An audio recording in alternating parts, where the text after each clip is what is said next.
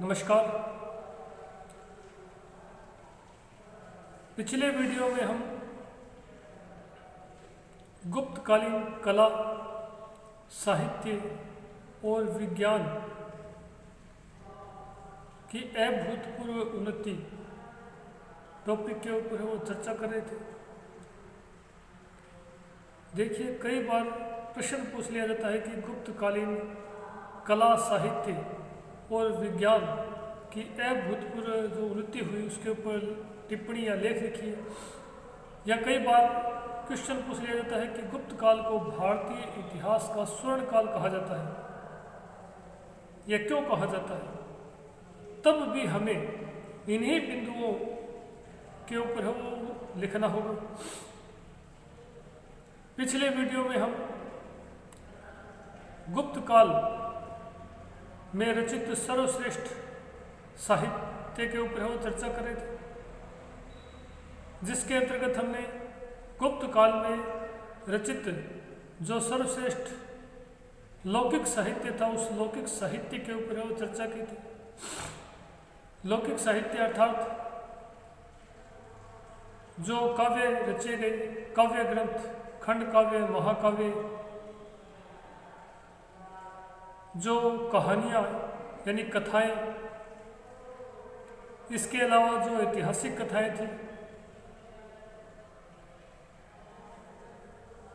नाटक, ये सभी लौकिक साहित्य के अंतर्गत है, वो रखे जाते हैं।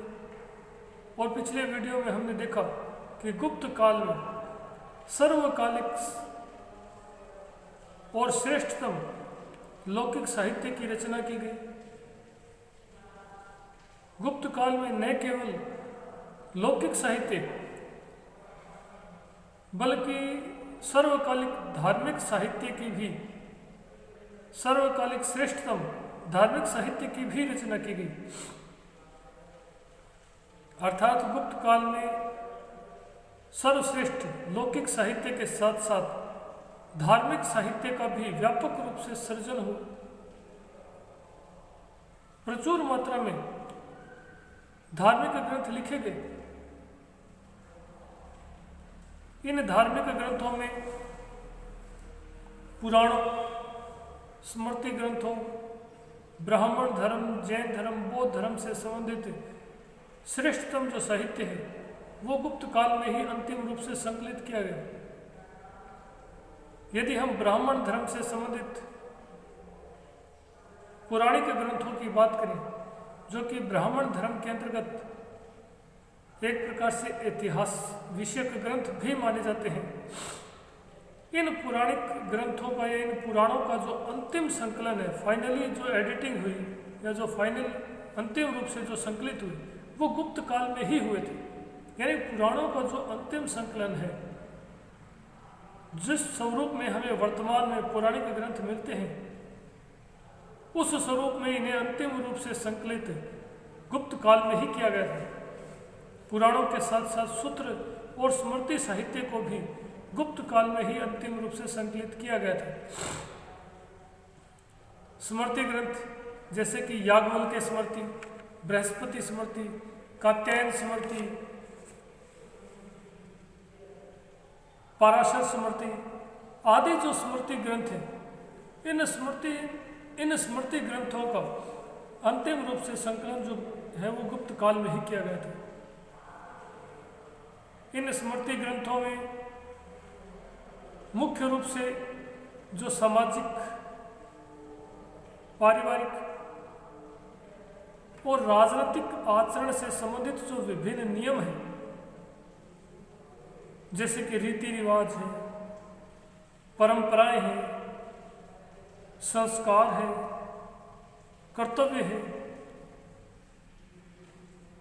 इनका विस्तृत वर्णन मिलने के साथ साथ व्यवहार अर्थात विधि निषेधों का, यानी समाज में, परिवार में और राज्य के अंतर्गत कौन कौन से कार्य करणीय हैं यानी करने योग्य हैं और कौन कौन से न करने योग्य हैं, यानी विधि और निषेधों दोनों का विस्तृत उल्लेख जो है वो इन स्मृति ग्रंथों में मिलता है।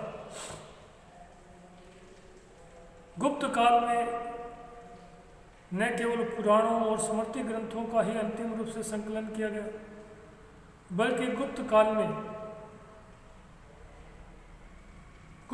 में ही सर्वकालिक श्रेष्ठतम नीतिगत ग्रंथों की रचना भी की गई। यद्यपि जो सर्वश्रेष्ठ नीतिगत ग्रंथ जो है वो मौर्यकालीन चाणक्य का ग्रंथ अर्थशास्त्र माना जाता है, परंतु गुप्त काल में ही कामंदक नामक एक प्रसिद्ध विद्वान और नीति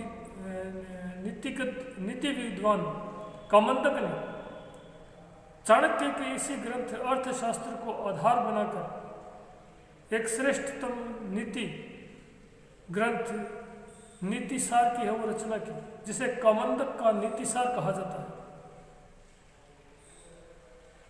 इस प्रकार गुप्त काल में पुराणों, स्मृति ग्रंथों, नीतिगत ग्रंथों के साथ साथ बड़ी संख्या में उत्कृष्ट दार्शनिक साहित्य की भी रचना की गई। न केवल ब्राह्मण धर्म से संबंधित दार्शनिक ग्रंथ, बल्कि जैन और बौद्ध धर्म से संबंधित दार्शनिक ग्रंथों का भी जो सर्जन है वो गुप्त काल में किया गया। अर्थात गुप्त काल में ब्राह्मण धर्म के साथ साथ जैन और बौद्ध दर्शन से संबंधित भी अनेक दार्शनिक ग्रंथों का है जो प्रणयन किया गया। ब्राह्मण दर्शन के अंतर्गत जो 6 दर्शन माने जाते हैं, यानी 6 दर्शन, उन 6 दर्शनों पर भी सर्वश्रेष्ठ ग्रंथ और जो टीकाएं हैं वो गुप्त काल में ही लिखी गई। गुप्त काल में ही सांख्य दर्शन के ऊपर ईश्वर कर्षण ने सांख्य कारिका नामक दार्शनिक ग्रंथ की रचना की। वही वात्स्यायन ने, जो कि संस्कृत के प्रकांड विद्वान में थे, वात्स्यायन ने न्याय दर्शन के ऊपर टीका लिखी। न केवल ब्राह्मण धार्मिक ग्रंथों और दर्शन के ऊपर विस्तृत टीकाएं और ग्रंथ लिखे गए, बल्कि बौद्ध और जैन दर्शन पर भी अनेक ग्रंथों का सर्जन जो है वो गुप्त काल में हुआ।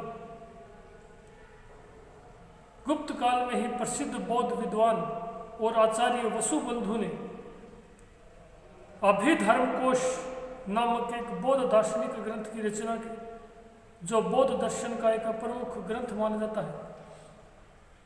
इसी प्रकार प्रसिद्ध बौद्ध विद्वान और आचार्य दिग्नाक ने बौद्ध दर्शन के ऊपर ही प्रमाण समुच्चय और न्याय प्रवेश नामक है वो ग्रंथ लिखे। प्रसिद्ध बौद्ध विद्वान और आचार्य बुद्ध घोष ने सुमंगल विलासिनी नामक एक प्रसिद्ध बौद्ध दार्शनिक ग्रंथ की रचना की। गुप्त काल में बौद्ध दार्शनिक ग्रंथों के संकलन के साथ साथ सर्वश्रेष्ठ जैन दार्शनिक ग्रंथों का भी संकलन किया गया।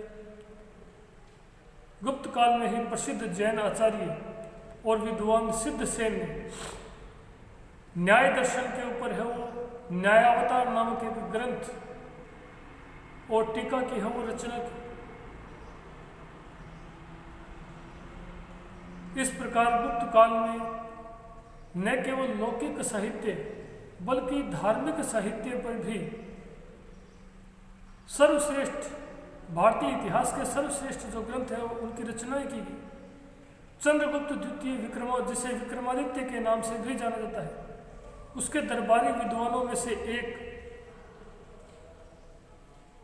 जिसके बारे में हम जानते भी हैं कि चंद्रगुप्त द्वितीय, जिसे हम विक्रमादित्य के नाम से भी जानते हैं, उसके दरबार में 9 विद्वान रहते थे जिन्हें नवरत्न कहा जाता था। उन नवरत्नों में से ही एक अमर सिंह ने प्रसिद्ध अमरकोश नामक ग्रंथ की रचना की थी। इसी चंद्रगुप्त द्वितीय विक्रमादित्य के समय प्रसिद्ध बौद्ध कश्मीरी विद्वान चंद्रगोमी ने एक प्रसिद्ध व्याकरण ग्रंथ चंद्र व्याकरण की रचना की थी, जो कि गुप्त काल में लिखा गया एक श्रेष्ठतम व्याकरण ग्रंथ माना जाता है। देखिए, गुप्त काल में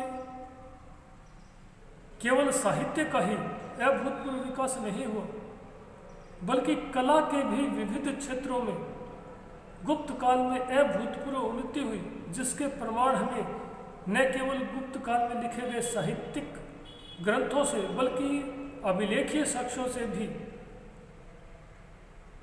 उन कलात्मक जो वस्तुएं हैं उनके बारे में हमें विस्तारपूर्वक जानकारी प्राप्त होती है। गुप्त काल में साहित्य के साथ साथ जीवन के विविध पक्षों और आयामों का उन्नयन हुआ, और उसके साथ साथ कला के जो विभिन्न क्षेत्र थे, जैसे कि वास्तुकला, जिसे हम स्थापत्य कला के भी नाम से जानते हैं, मूर्ति कला, चित्रकला, अभिनय कला, संगीत कला, मुद्रा कला आदि, यानी जिन्हें जो कि सभी एक प्रकार से कला के विविध आयाम हैं, कला के विविध पक्ष हैं। अभिनय कला, संगीत कला, मुद्रा कला आदि, यानी कला के सभी पक्षों का अद्वितीय जो है वो विकास हो, अद्वितीय प्रगति हुई। यानी कला के किसी एक क्षेत्र में ही प्रगति नहीं हुई, कला के जितने भी क्षेत्र हैं, चाहे वो धातु कला हो, चाहे वास्तुकला हो, चाहे मूर्ति कला हो, चाहे चित्रकला हो, चाहे संगीत कला हो, चाहे अभिनय कला हो, चाहे साज सज्जा कला हो, सभी प्रकार के क्षेत्रों में जैसी अभूतपूर्व उन्नति गुप्त काल में दिखाई देती है, वैसी अन्यत्र कहीं नहीं दिखाई देती। कला के अंतर्गत हम सर्वप्रथम गुप्तकालीन वास्तुकला अर्थात स्थापत्य कला के ऊपर है वो चर्चा करेंगे। देखिए, वास्तुकला या स्थापत्य कला के क्षेत्र में भी गुप्त काल की जो उपलब्धियां हैं वो निसंदेह ही प्रशंसनीय है। यद्यपि ये सबसे बड़ी विडंबना ये है कि यद्यपि गुप्त काल में जो राजा प्रसाद बनाए गए, जो भवन बनाए गए, जो स्मारक बनाए गए, उन भवनों, स्मारकों, राजा प्रसादों यानी महलों के कोई अवशेष वर्तमान समय में हमें प्राप्त नहीं होते, लेकिन गुप्तकालीन साहित्यिक ग्रंथों और अभिलेखों में जो गुप्तकालीन महलों, राजा प्रसादों, भवनों, स्मारकों की जो भव्यता और विशालता का जो वर्णन मिलता है, उसके आधार पर हम गुप्तकालीन स्थापत्य कला या वास्तुकला के बारे में एक प्रकार से अनुमान कर सकते हैं। यानी जो साहित्यिक जो ग्रंथ है और जो अभिलेखों में जो वर्णन मिलता है, उसके आधार पर हम गुप्तकालीन भवनों, महलों की भव्यता और विशालता का अनुमान कर सकते हैं कि वो भवन कितने विशाल और भव्य रहे होंगे। वर्तमान समय में हमें गुप्तकालीन वास्तुकला के जो दर्शन हैं वो केवल मंदिर स्थापत्य कला के रूप में ही होते हैं। यानी गुप्त काल में जो भवन, स्मारक, राजा प्रसाद बने, उनमें वर्तमान समय में केवल कुछ मंदिरों के अवशेष ही हमें वर्तमान समय तक प्राप्त होते हैं।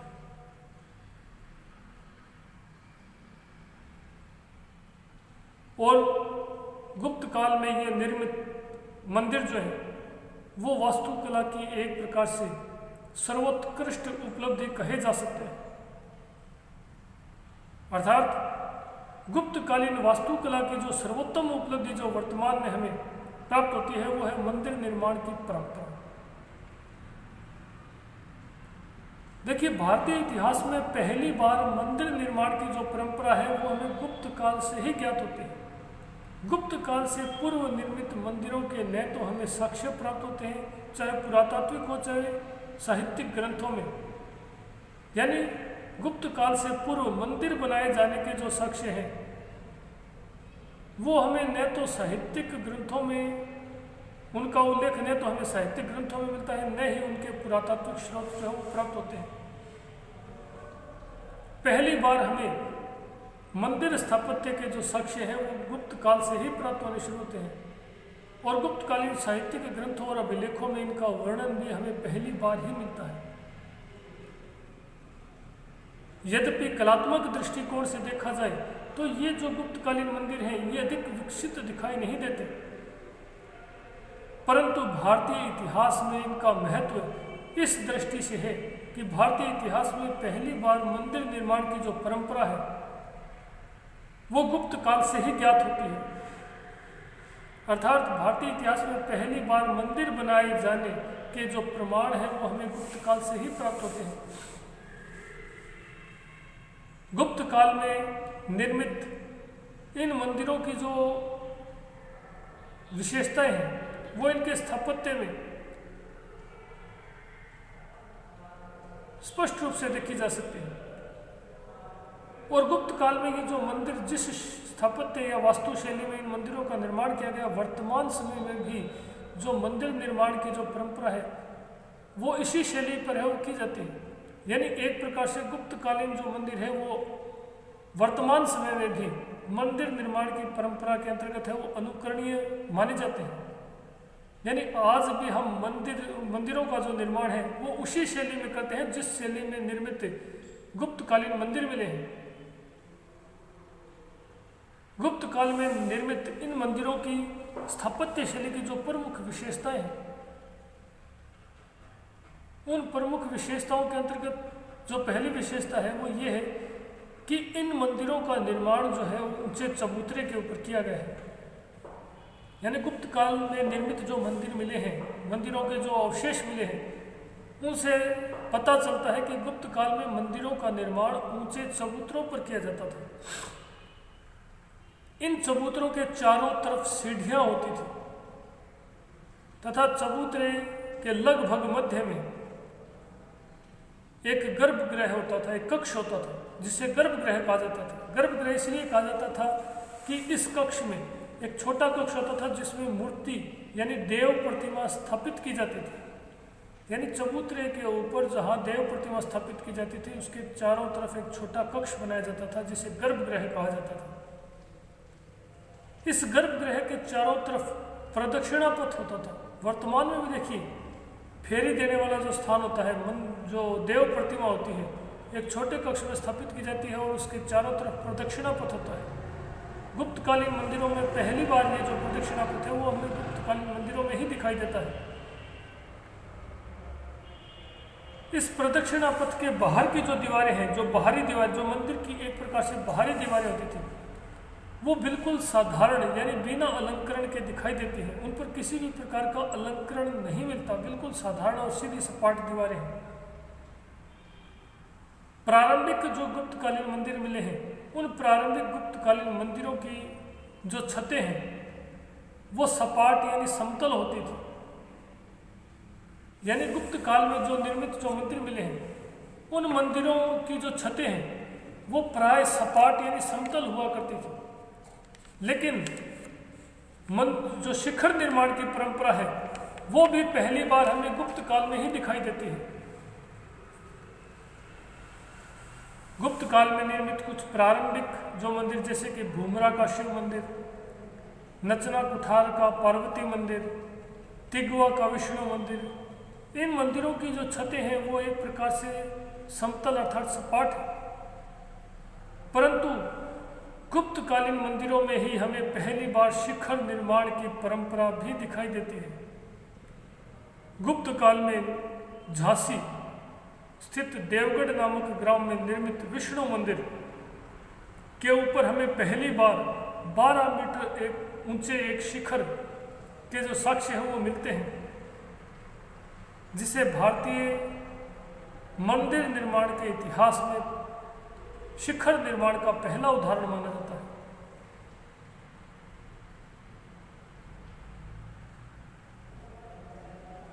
इसके अलावा ये जो गर्भगृह होते थे, इन गर्भगृहों के आगे जो है, गर्भगृह के आगे वो विभिन्न स्तंभों पर टिका हुआ मंडप के साक्ष्य भी मिलते हैं। यानी गुप्तकालीन जो मंदिर थे उस गर्भगृह के आगे विभिन्न स्तंभों पर यानी खंभों के ऊपर टिका हुआ एक मंडप भी बनाया जाता था। इस गर्भगृह का जो प्रवेश द्वार होता था, उस प्रवेश द्वार के दोनों तरफ जो द्वार स्तंभ होते थे, जिनको अपने चौखट बोलते हैं, दोनों तरफ यानी जिस द्वार से हम प्रवेश करते हैं उस प्रवेश द्वार के दोनों तरफ जो चौखट लगाई जाती थी, जिन्हें हम द्वार स्तंभ कहते हैं, उन द्वार स्तंभों के ऊपर गंगा और यमुना जो नदियां थी उनकी नारी रूप में चित्रांकन या अंकन मिलता है। जो गुप्तकालीन मंदिरों की प्रमुख विशेषताएं मानी जाती है। वर्तमान समय में भी आप मंदिरों में जाके देखेंगे तो वर्तमान जो मंदिर है वो भी इसी शैली में निर्मित मिलते हैं। यानी कि गुप्त काल में जो मंदिर निर्माण की जो परंपरा है वो वर्तमान समय तक भी अनुकरणीय है। गुप्तकालीन निर्मित मंदिरों में जो सबसे प्रमुख मंदिर हैं उनके ऊपर भी हम चर्चा करेंगे। मध्य प्रदेश का जो नागौद जिला है, उस नागौद जिले में भूमरा नामक गांव में एक गुप्तकालीन मंदिर मिला है, जिसके गर्भगृह में शिवलिंग स्थापित किया गया है। अर्थात यह शिव मंदिर है, जिसे भूमरा का शिव मंदिर के नाम से जाना जाता है। इसी प्रकार मध्य प्रदेश के पन्ना जिले में नचना कुठार नामक ग्राम में भी एक शिव मंदिर मिला है, जिसे नचना कुठारा का पार्वती मंदिर के नाम से जाना जाता है। इसी प्रकार मध्य प्रदेश के जबलपुर जिले में तिगवा नामक जो ग्राम है, वहाँ पर भी भगवान विष्णु का मंदिर मिला है, जिसे तिगवा का विष्णु मंदिर के नाम से जाना जाता है। चौथा मंदिर, जिसके ऊपर शिखर का भारतीय इतिहास में पहली बार साक्ष्य मिलता है, झांसी में स्थित है। झांसी का जो देवगढ़ ग्राम है, वहाँ पर भगवान विष्णु का मंदिर स्थित है, जिसमें भगवान विष्णु के 10 अवतारों का प्रथम बार अंकन मिलता है, जिसे देवगढ़ का दशावतार मंदिर कहा जाता है। इसके अलावा गुप्त काल में ही निर्मित उत्तर प्रदेश के कानपुर के भीतरी गांव में निर्मित शिव मंदिर भी मिलता है, जो कि गुप्त काल में ईंटों से निर्मित पहला मंदिर माना जाता है। यानी भीतरगांव, कानपुर जिले के भीतरगांव नामक ग्राम में भगवान शिव का एक गुप्तकालीन मंदिर मिला है, जिसे भीतरगांव का शिव मंदिर कहा जाता है। यह मंदिर ईंटों से निर्मित है। गुप्त काल में निर्मित ईंटों से निर्मित प्रमुख मंदिर माना जाता है। बाकी जो सभी ऊपर वाले जो मंदिर थे वो पत्थरों से निर्मित थे। अगले वीडियो में हम गुप्तकालीन मूर्तिकला के ऊपर चर्चा करेंगे। धन्यवाद।